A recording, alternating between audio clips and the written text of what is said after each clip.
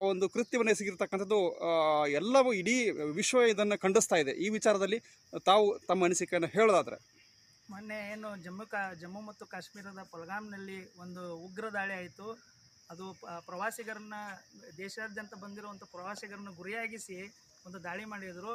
ಅತ್ಯಂತ ಹೀನ ಕೃತ್ಯ ಏನಂದ್ರೆ ಪ್ರವಾಸಿಗರನ್ನು ಧರ್ಮಾಧಾರಿತವಾಗಿ ಬೇರ್ಪಡಿಸಿ ನೀನು ಹಿಂದೂನ, ನೀನು ಮುಸ್ಲಿಮ, ನೀನು ಇನ್ನೊಂದ ಅಂತ ಕೇಳಿ, ಕ್ರಿಶ್ಚಿಯನ ಅಂತ ಕೇಳಿ ಹಿಂದೂಗಳನ್ನಷ್ಟೇ ಅವ್ರನ್ನ ಗುರುತಿಸಿ ಅವರ ಕುಟುಂಬದ ಮಕ್ಕಳು, ಹೆಂಡತಿ ಮಕ್ಕಳ ಎದುರುಗಡೆನ ಕೊಂದಿದ್ದೈತಲ್ರಿ, ಅದು ಅತ್ಯಂತ ಘನಘೋರ. ಇದು ನರಮೇಧನ ಅಂತ ಹೇಳ್ತೀವಿ.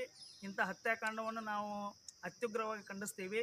ಯಾವುದೇ ಇಂಥ ಹತ್ಯೆಗಳು ನಡೆದ್ರೆ ನಾವು ಇದಕ್ಕೆ ಸುಮ್ಮನೆ ಕೊಡಲ್ಲ.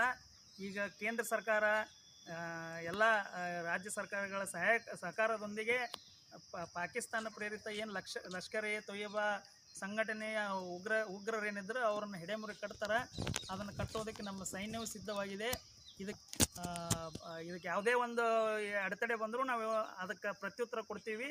ಆಮೇಲೆ ಅಗತ್ಯ ಬಿದ್ದರೆ ಇಲ್ಲಿಯ ಯುವಕ ಮಿತ್ರರು ಎಲ್ಲ ಜನನೂ ಸೈನ್ಯದೊಂದಿಗೆ ನಾವು ಸಹಕಾರ ಕೊಟ್ಟು ಈ ಯುದ್ಧ ನಡೆದ್ರೆ ಅದಕ್ಕೆ ಪಾಕಿಸ್ತಾನಕ್ಕೆ ಭೂಪಟದಲ್ಲಿರೋದಂಗೆ ಮಾಡುವಂಥ ಇದು ಶಕ್ತಿ ನಮ್ಮ ಭಾರತ ದೇಶಕ್ಕಿದೆ ಅಂತ ನಾನು ಈ ಮೂಲಕ ಹೇಳ್ತೀನಿ ರೀ.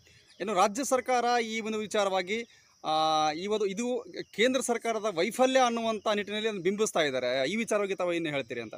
ಈ ಒಂದು ಭದ್ರತೆ ವೈಫಲ್ಯ ಅನ್ನುವಂಥ ಕಾರಣಕ್ಕೆ ಅವರು ಸಾಕಷ್ಟು ಇಲ್ಲಿಂದ ಒಂದು ಚರ್ಚೆಗೆ ಗ್ರಾಸವಾಗತ್ತ ವಿಷಯ ಅವರು ಈಗಾಗಲೇ ಅದನ್ನು ಖಂಡನೆ ಮಾಡ್ತಾ ಇದ್ದಾರೆ. ಯಾವುದೇ ರಾಜಕೀಯ ಪಕ್ಷಗಳು ಈ ಹಂತದೊಳಗೆ, ಯಾಕಂದ್ರೆ ಈಗ ಕುಟುಂಬಸ್ಥರಿಗೆ ಭಾಳ ನೊಂದಿರ್ತಾರೆ. ಈ ಹಂತದೊಳಗೆ ರಾಜಕೀಯ ಆಗೈತೋ ಬಹಿರಂಗ ಆಗೈತೋ ಅನ್ನೋದು ಮುಂದೆ ಗೊತ್ತಾಗುತ್ತೆ. ಯಾಕಂದ್ರೆ ಇಲ್ಲಿ ಸತ್ಯ ಅವ್ರನ್ನ ಹಿಂದೂ ರಾಷ್ಟ್ರದಲ್ಲಿ ಹಿಂದೂ ಅತ್ಯುನ್ನತ ಸ್ಥಾನ, ಅವ್ರನ್ನ ಈ ಥರ ದೇಶದಲ್ಲೇ ಬರ್ಬರ್ ಮಾಡ್ತಾರೆ. ಆಮೇಲೆ ನೀವು ನಮಗೆ ಓದಾಕ್ ಬರಲಾರದು ಓದಂತ ಹೇಳೋದು. ಈಗ ನಾವು ಸಂಸ್ಕೃತ ಓದಂದ್ರೆ ಏನು ಹೇಳ್ತಾರೆ ಹೇಳ್ರಿ? ಬಸವಣ್ಣನ ವಚನ ಹೇಳಂದ್ರೆ ಹೇಳಕ್ಕಾಗತ್ತಾ? ನಾ ಇದು ಪ್ರಶ್ನೆ ಮಾಡ್ತೀನಿ ಅವ್ರಿಗೆ, ಹೇಳಂತ ಹೇಳ್ರಿ. ಅದು ಹನುಮಾನ್ ಚಾಲೀಸ ಪಠಿಸಂದ್ರೆ ಪಠಿಸ್ತಾರ? ಗೊತ್ತಿಲ್ಲಾರದ ಕೇಳಿ ನೀವು ಕೊಲ್ಲೋದಲ್ಲ. ಬಂದು ಎದುರುಗಡೆ ನಮ್ಮ ಸೈನ್ಯದ ಎದುರುಗಡೆ ನಿಲ್ರಿ, ಹಿಂದಿನಿಂದ ಮಾಡೋದಲ್ಲ. ನಮ್ಮ ಜನರ ಅವರು ಏನಂದ್ರೆ ಯಾವುದೇ ಒಂದು ಶಸ್ತ್ರಾಸ್ತ್ರ ಇರಲಾರ್ದ ಅಮಾಯಕ ಜನರನ್ನ, ಅದು ಹಿಂದೂಗಳಂತ ಗುರುತಿಸಿ ಕೊಂದಿದ್ದಲ್ಲ, ಇದು ಒಂದು ಅತ್ಯಂತ ಖಂಡನೀಯ ಕೆಲಸ.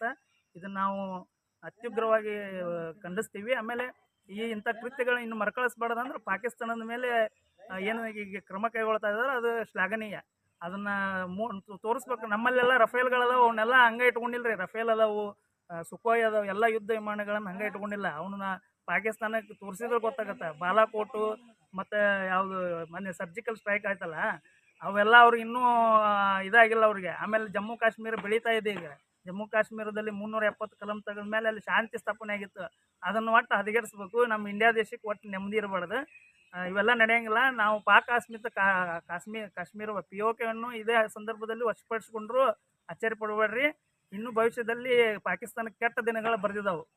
ಇದು ಆರಂಭ ಆಗೈತಿ. ಇದನ್ನು ಅಂತ್ಯಗೊಳಿಸೋದು ನಮ್ಮ ಭಾರತ ದೇಶದ ಸೈನಿಕರು. ಅದಕ್ಕೆ